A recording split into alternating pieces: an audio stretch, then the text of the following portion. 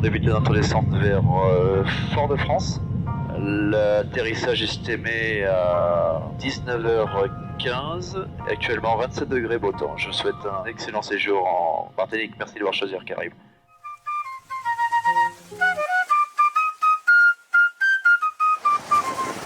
L'îlet Sainte-Marie est relié à la terre ferme par un tombolo, cordon de sable, de galets et de gravier. Invisible pendant l'hivernage, de juillet à novembre, il se laisse entrevoir durant la période de carême, de janvier à avril, durant laquelle le niveau de la mer est le plus bas. Certains jours, on peut même rallier l'îlet à pied.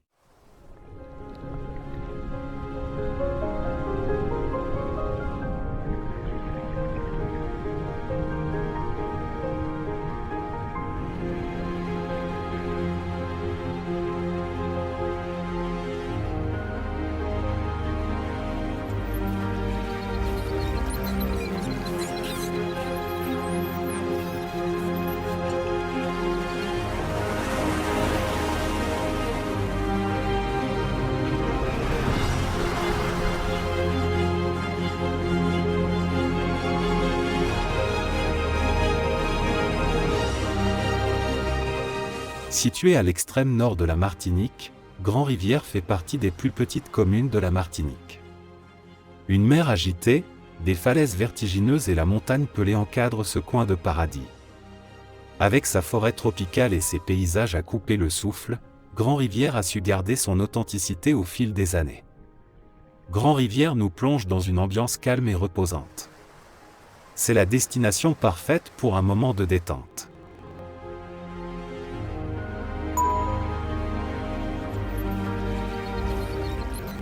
Situé au cœur des Caraïbes, c'est à Macouba dans le nord-est de l'île de la Martinique, entre la rivière Roche et la rivière de Macouba, que s'est installée la distillerie de Fontpréville en 1845. Elle est nichée au pied de la montagne Pelée, dans un écrin de verdure d'une biodiversité incroyable. Les champs de canne sont à proximité immédiate de la distillerie, installée au milieu des 300 hectares du domaine de Fontpréville, créé en 1790. Considéré par la presse et les connaisseurs comme le meilleur rhum vieux du monde, les créations JM ont une saveur unique.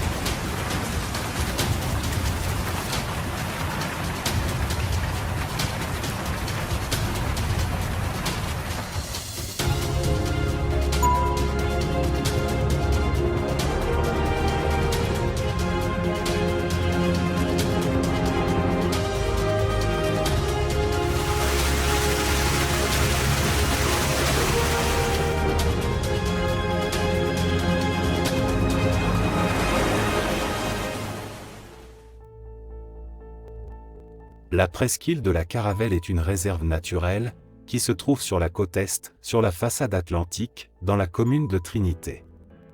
Elle peut être parcourue ou visitée sur 2 sentiers de randonnée. La presqu'île est populaire pour ses paysages sauvages, sa faune et sa flore changeantes et ses monuments plus ou moins anciens.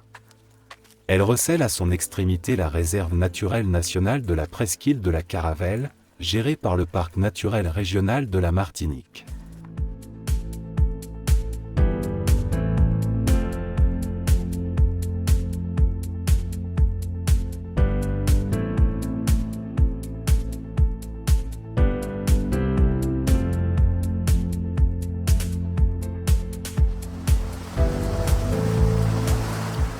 L'océan Atlantique tropical et la mer des Caraïbes sont affectés depuis 2011 par une prolifération à grande échelle des sargasses pélagiques. Ce phénomène préoccupe fortement la communauté scientifique et la société civile à l'échelle internationale.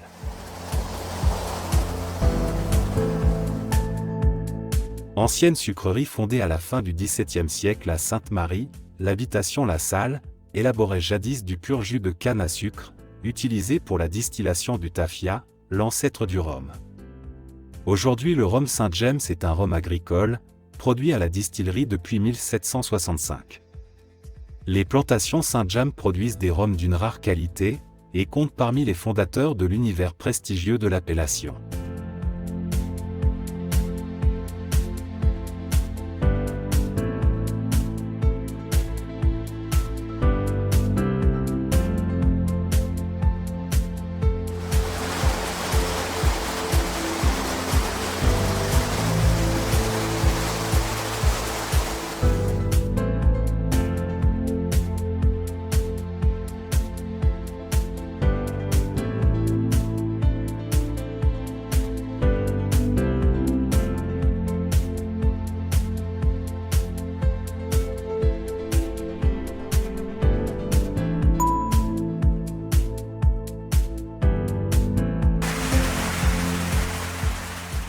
Avec pas moins de 1500 hectares de forêts tropicales humides, gérées et protégées par l'Office national des forêts, il s'agit de la plus vaste zone forestière de Martinique.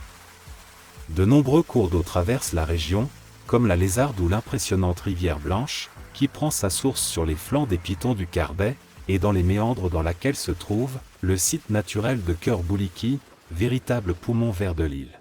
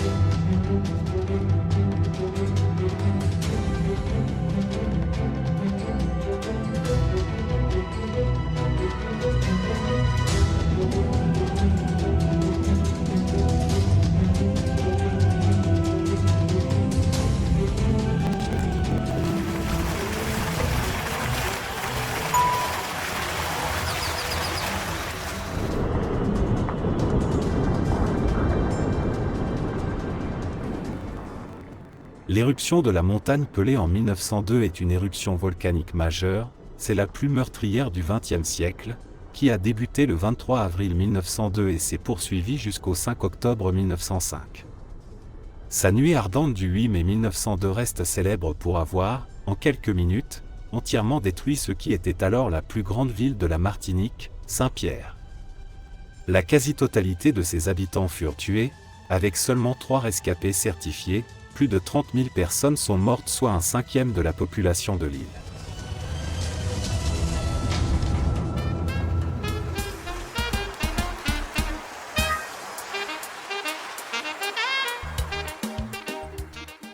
Saint-Pierre est une sous-préfecture de la collectivité territoriale unique de Martinique, depuis 1995 et chef-lieu de l'arrondissement de Saint-Pierre. Elle est située à 31 km au nord de Fort-de-France, sur la côte Caraïbe au sud-ouest de la montagne Pelée.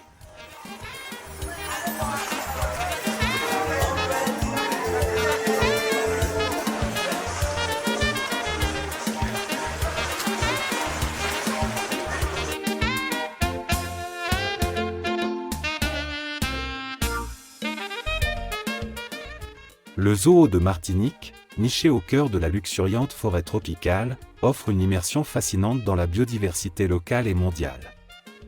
Anciennement un domaine colonial, ces ruines témoignent d'une histoire riche et complexe. Aujourd'hui, l'architecture harmonieuse des ponts suspendus et sentiers naturels attire les visiteurs. Il est devenu un point d'intérêt majeur en Martinique, alliant découverte culturelle et respect de la nature.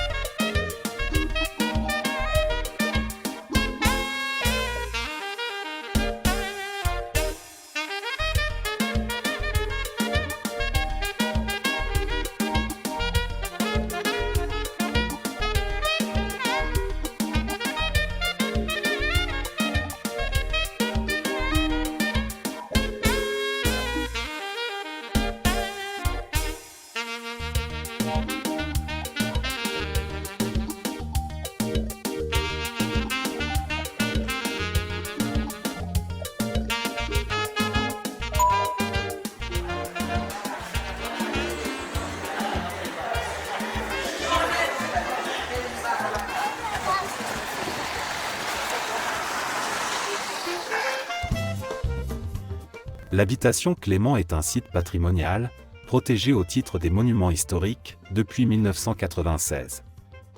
C'est aussi une maison de Rome fondée en 1917, et depuis 2005, le siège de la Fondation Clément, dédiée au patrimoine et à l'art contemporain. Dans le cadre de ses actions en faveur de l'art contemporain, la Fondation aménage depuis 2012 un jardin de sculptures dans ce que l'on appelle le Nouveau Parc. Ce nouveau parc forme avec l'ancien jardin d'habitation, un ensemble paysager de 16 hectares, labellisé Jardin remarquable en 2015, par le ministère de la Culture.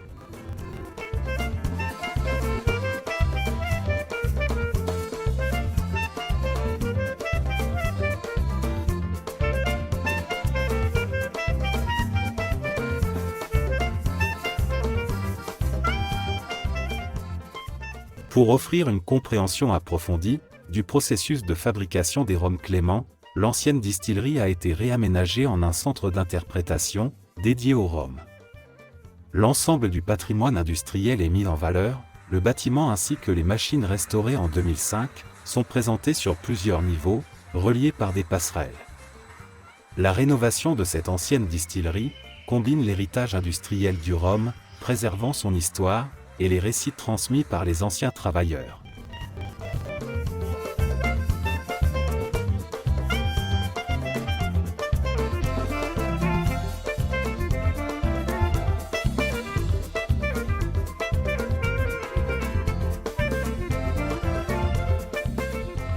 Au sommet d'un morne, la maison principale trône majestueusement au-dessus du domaine, abritée par un bouquet d'arbres. Agrandi au fil du temps d'un étage et de galeries latérales pour la ventilation, ce bâtiment d'architecture créole a conservé toute son élégance. Elle est entourée d'un ensemble domestique composé d'une écurie, d'une cuisine, de la case de l'économe rebaptisée « Bouche Mitterrand » en souvenir du sommet franco-américain de 1991 qui y a eu lieu, et de la « case à Léo », ancien hangar à calèche devenu salle d'exposition permanente.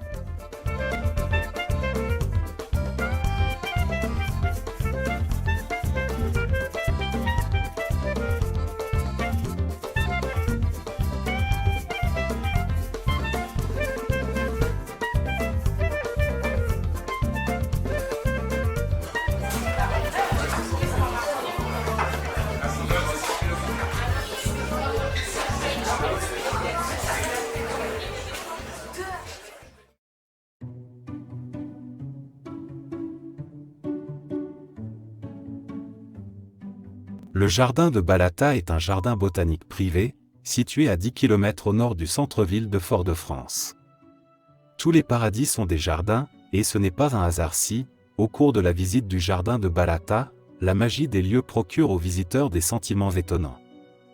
C'est en 1982 que Jean-Philippe Dose, horticulteur, paysagiste et artiste dans l'âme, revient sur les traces de son enfance dans la maison créole de ses grands-parents. De là, naîtra une passion pour la botanique qui va le mener aux quatre coins du monde. Le jardin, organisé autour de l'habitation familiale à l'architecture créole typique, est le fruit d'une alchimie parfaite, entre un retour aux sources et un artiste atypique.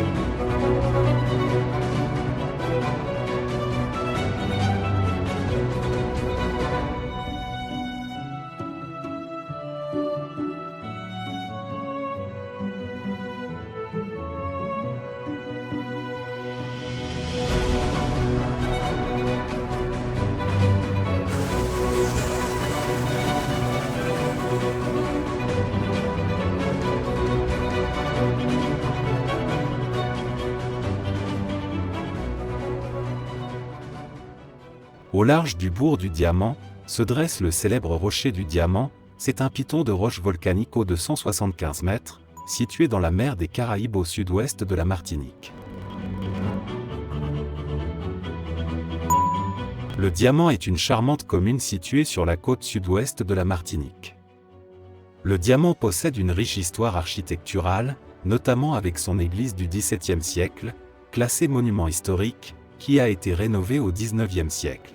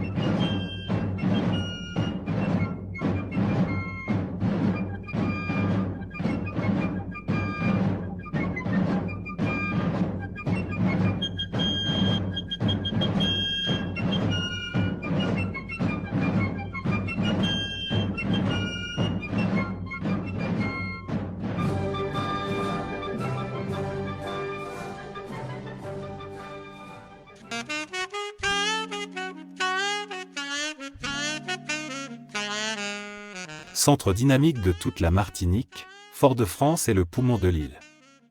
Avec sa magnifique baie dont la beauté s'apprécie davantage en arrivant par la mer et sa végétation luxuriante, la capitale présente diverses facettes pour charmer tout un chacun. Une multitude de magasins, dont le grand marché couvert de fruits et légumes, très coloré d'où s'échappent dès le matin des senteurs d'épices locales. Son architecture, ses musées, ses monuments de grande valeur historique tels que la cathédrale Saint-Louis ou la bibliothèque Schœlcher. Avec son art de vivre, Fort-de-France concentre tout le charme des petites Antilles.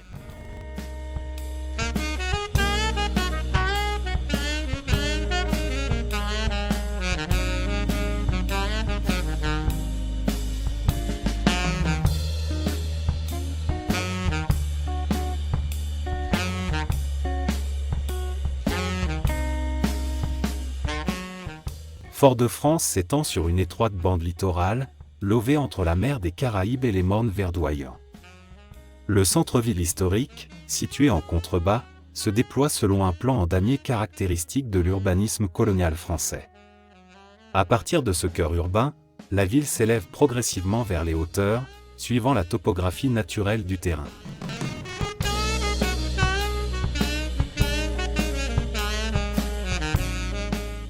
Fort-de-France n'est pas à proprement parler la capitale de la Martinique, mais son chef-lieu. En effet, la Martinique étant une région d'outre-mer française, c'est Paris qui en est la capitale, comme pour l'ensemble du territoire français. Centre névralgique de l'île, Fort-de-France concentre néanmoins les principales fonctions administratives, économiques et culturelles de ce territoire ultramarin. La ville accueille notamment la préfecture, le conseil régional et les services déconcentrés de l'État, faisant d'elle le cœur battant de la vie institutionnelle martiniquaise.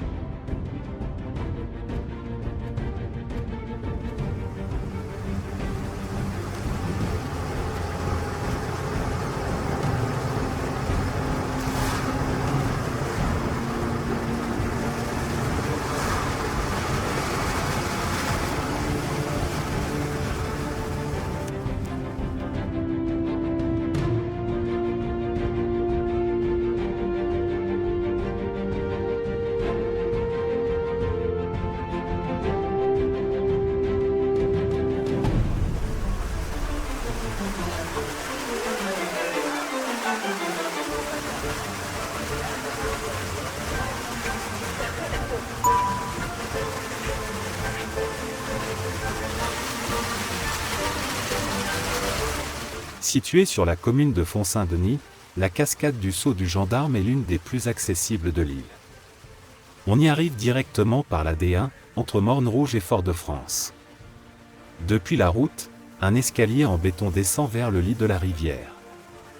En moins de 2 minutes, vous êtes au pied d'une chute d'environ 10 mètres de haut, se déversant dans un bassin peu profond entouré de roches et de verdure.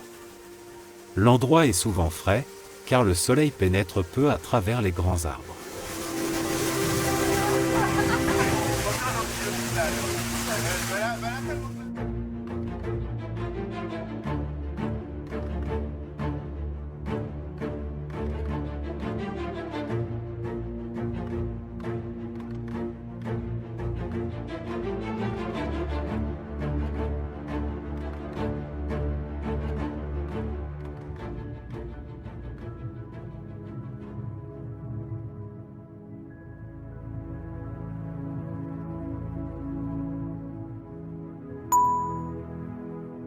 Sainte-Anne se trouve tout au sud de la Martinique, c'est la commune qui regroupe le plus de plages.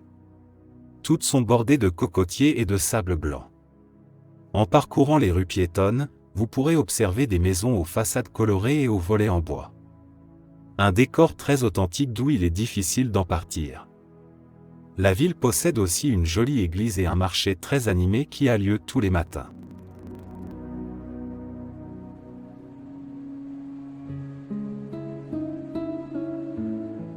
La savane des Pétrifications est une zone aride, quasi désertique située sur la commune de Sainte-Anne.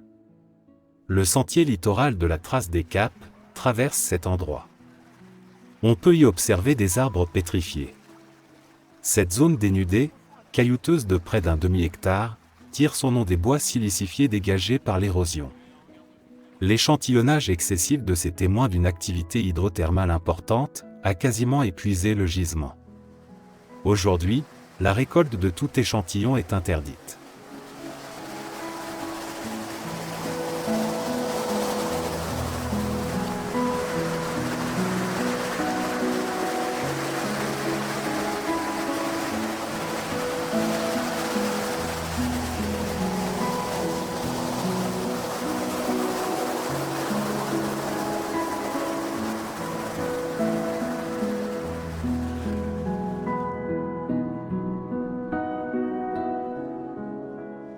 La majorité des plages impactées par les sargasses sont celles de la côte Est. Elles arrivent périodiquement et ne restent généralement pas longtemps.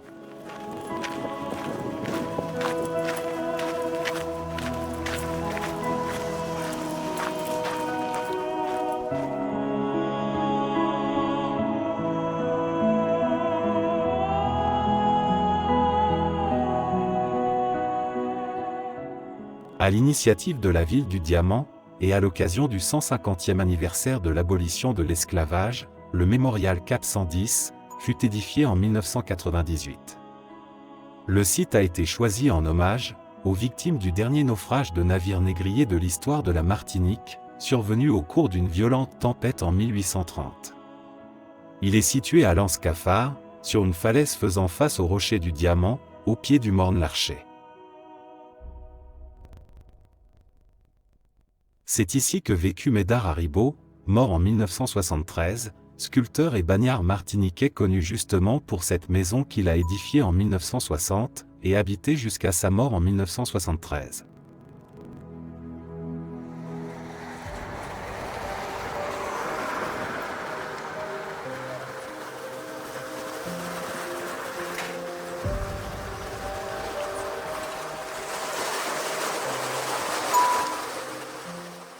L'Anse-à-Lannes possède une belle grande plage de sable blond, bordée de grands cocotiers.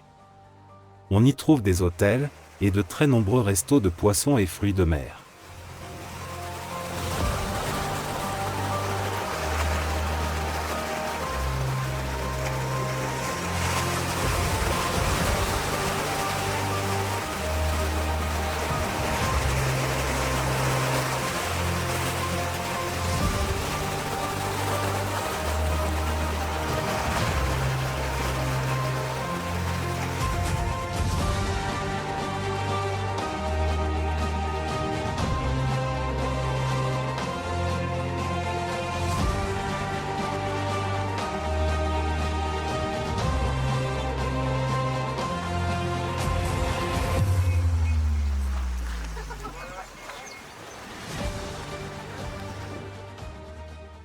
La commune des Trois-Îlets couvre toute la côte sud de la baie de Fort-de-France, et doit son nom aux trois petits îlets qui lui font face. Il s'agit du plus important pôle touristique de la Martinique.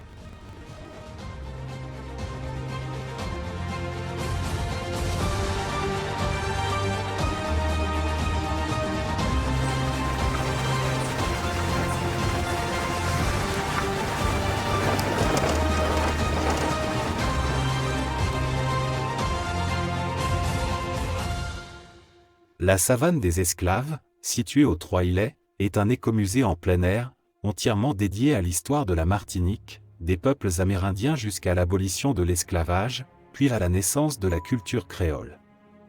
Créé par Gilbert Larose, un Martiniquais passionné de transmission, le site reconstitue un véritable village traditionnel, construit avec des matériaux locaux et des techniques d'époque. On y découvre comment vivaient les habitants d'antan, comment fonctionnaient les cases, comment on cuisinait, comment on soignait les maladies du quotidien avec les plantes du jardin médicinal, et comment s'organisait la vie après l'abolition.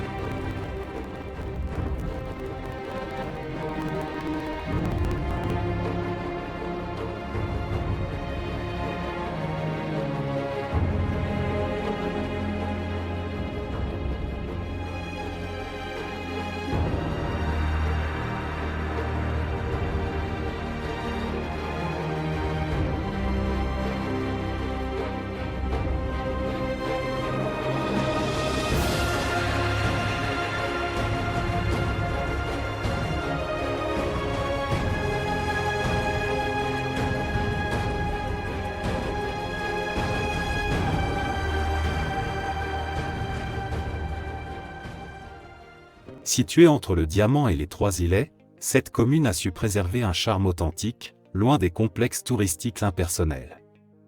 Ici, on prend le temps de vivre, on flâne sur le ponton en bois face à la célèbre église Saint-Henri, on sirote un jus frais ou un tiponche les pieds dans le sable, et surtout, on profite des plages, toutes plus belles les unes que les autres.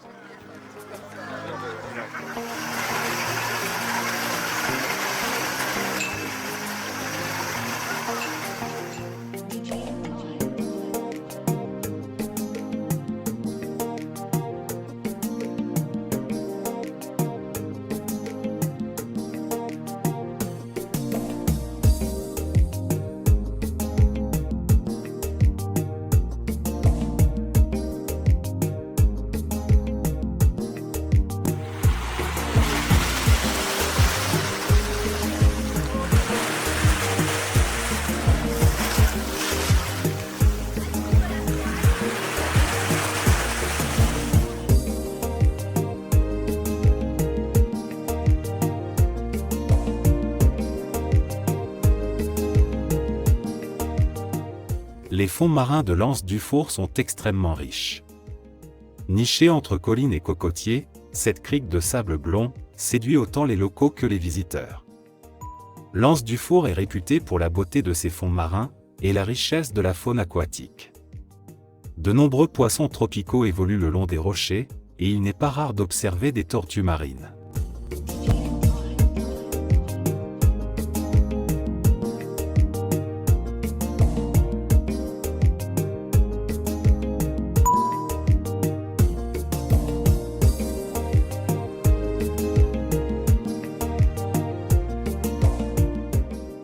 Niché aux Trois-Îlets, cet ancien site industriel a su se réinventer, tout en conservant son âme d'antan.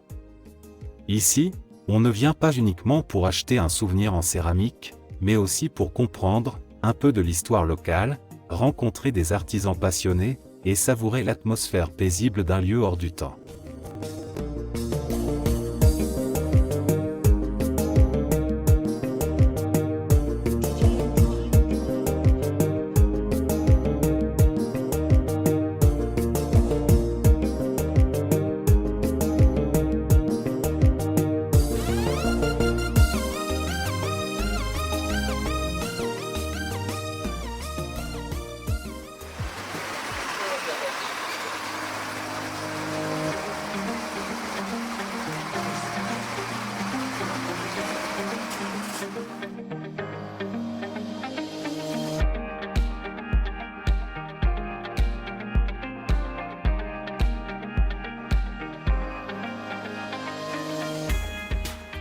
Depuis 1820, la maison La Mauny, fondée par le comte de Mauny conseiller du roi, produit un excellent rhum à partir du jus des cannes du domaine. Au fil des siècles s'est développé un véritable savoir-faire, fondé sur l'utilisation des méthodes ancestrales et donnant à la marque de rhum La Mauny une réelle authenticité. Marque pionnière des rhums de plantation de grande qualité, La Mauny produit aujourd'hui de somptueux rhums vieux agricoles de Martinique. Ces cuvées profitent d'ailleurs de l'appellation d'origine contrôlée Martinique. La marque propose des références parfaitement abouties, aux saveurs exotiques qui ont su séduire le palais de nombreux jurys, et des bouteilles aux formes élégantes. Le rhum La Mauny offre donc une expérience de dégustation complète, en commençant par la vue pour finir avec le goût.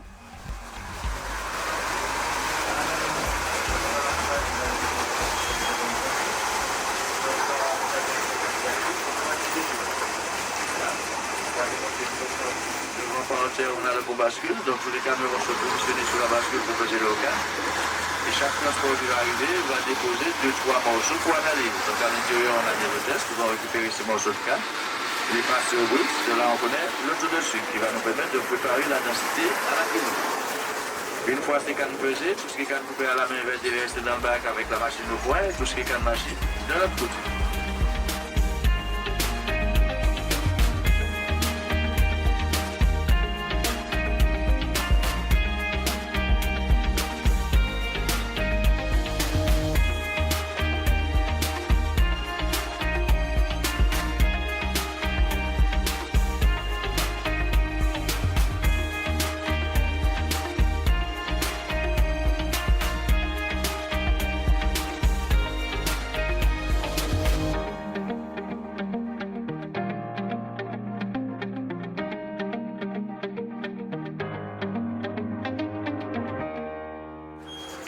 bon séjour à vous, bonnes vacances, bonne dégustation, bonne bouteille. Et à bientôt. Au plaisir de vous revoir, messieurs, dames. Alors, je vais vous demander, s'il vous plaît, de descendre par l'arrière pour avoir accès directement côté bar, côté dégustation. Merci beaucoup. Bon, messieurs, dames, à la prochaine.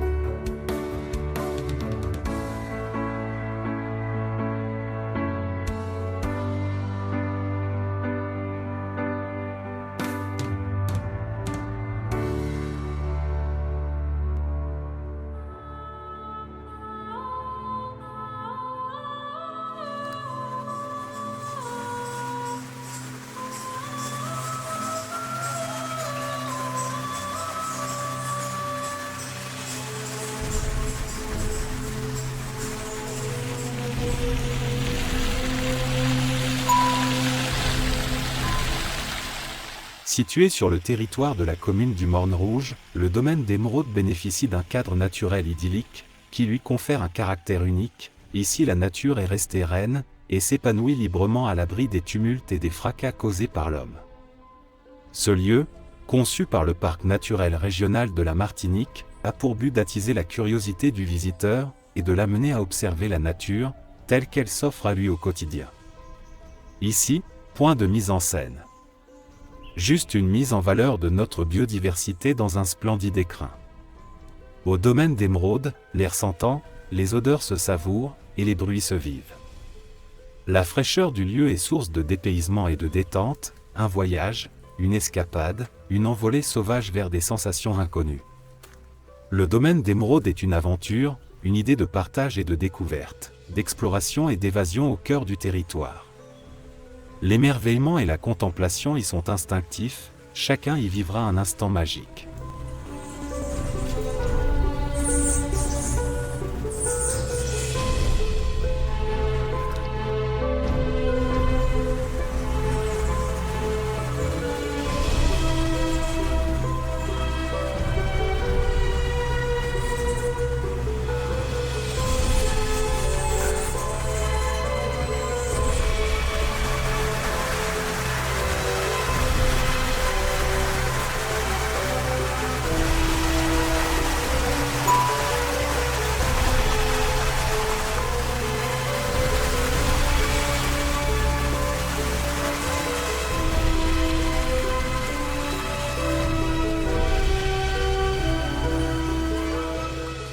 Nichée dans la commune du Prêcheur, au nord-ouest de la Martinique, l'habitation Céron est un lieu chargé d'histoire et de beauté naturelle.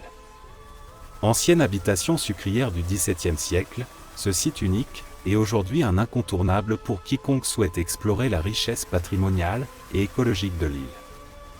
L'habitation Céron abrite un jardin exceptionnel, où la nature martiniquaise s'épanouit dans toute sa splendeur. L'un des joyaux de ce jardin est le zamana, un arbre monumental vieux de plus de 300 ans, désigné comme l'un des plus grands arbres des Caraïbes. Ce colosse naturel est un véritable symbole de résilience et de grandeur.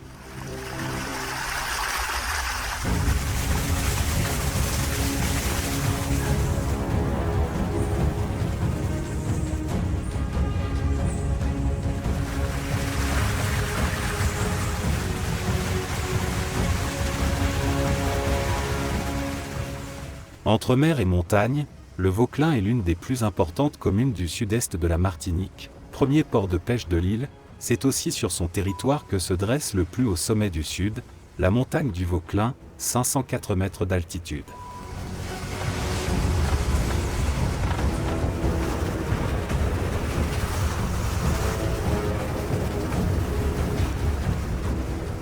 Le jardin de la montagne, également appelé chez Babot, est situé sur la montagne du Vauclin.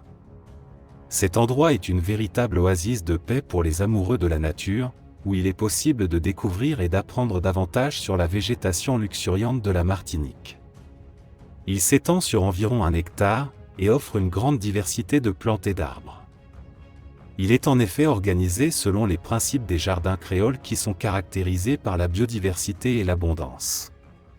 On retrouve dans ce jardin plusieurs espaces de culture, où l'on peut admirer des plantes vivrières ainsi que des arbres fruitiers et nourriciers. On y trouve également des plantes médicinales et aromatiques qui sont utilisées en médecine traditionnelle ou en cuisine locale. Les espèces florales et ornementales présentes rivalisent par leur beauté et leur couleur. On peut admirer des roses de porcelaine, des bougainvilliers, des alpinias, des bananiers d'ornement, des oiseaux du paradis et bien d'autres encore. Le jardin offre également des sentiers ombragés et des coins de repos pour profiter de la tranquillité de la nature environnante.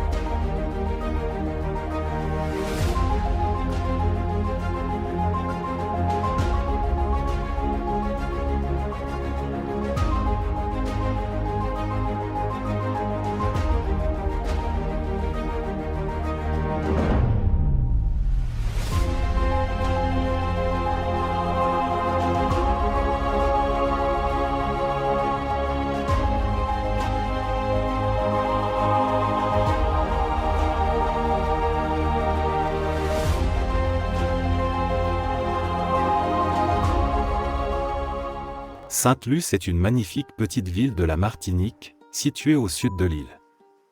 Encastrée entre les communes du Diamant, Rivière-Salée et Rivière-Pilote, elle bénéficie d'une situation exceptionnelle. Ses plages paradisiaques plongent directement dans la mer des Caraïbes, avec pour certaines une vue directe sur le célèbre rocher du Diamant.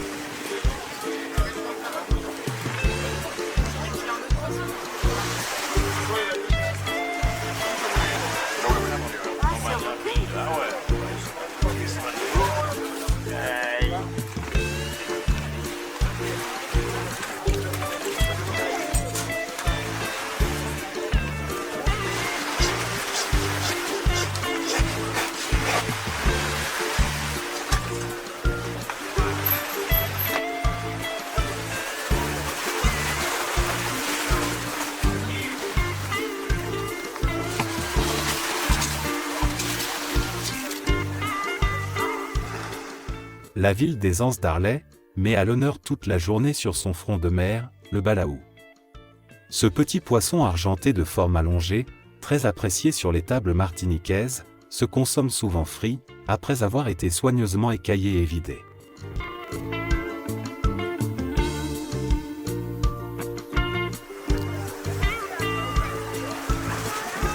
Créée il y a plusieurs siècles, l'aïole de Martinique témoigne de l'importance des embarcations traditionnelles dans l'histoire de la région.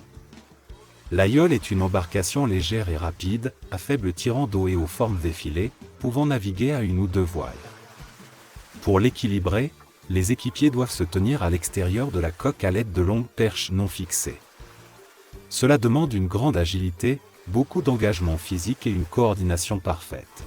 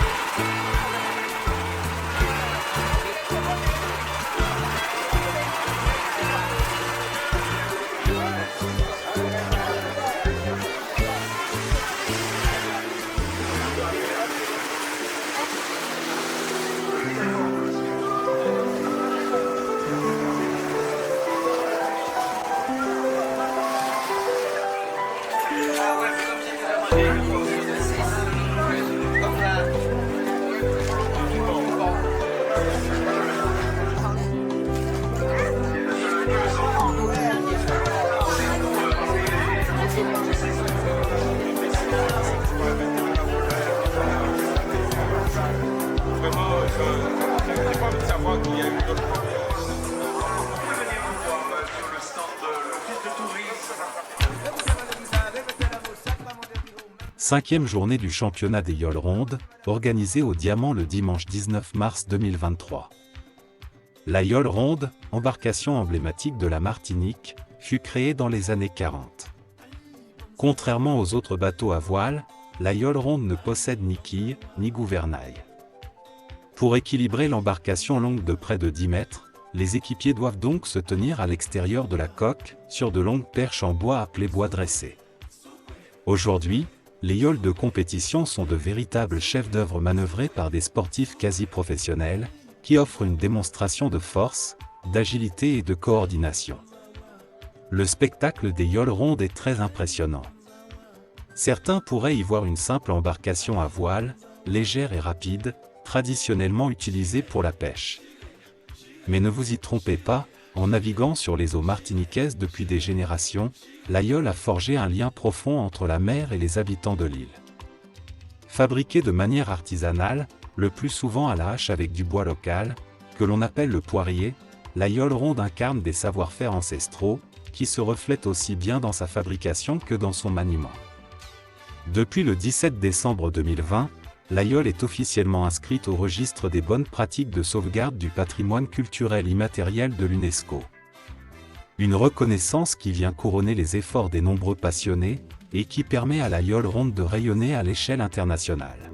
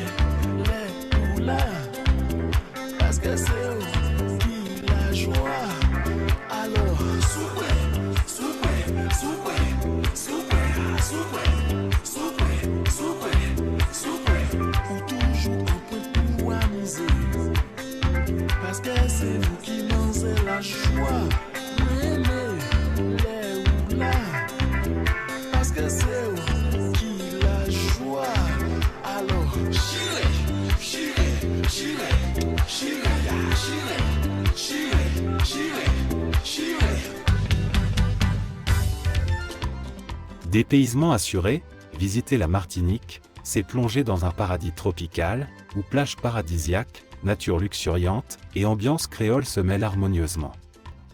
L'île aux fleurs est une expérience riche et authentique à vivre au moins une fois.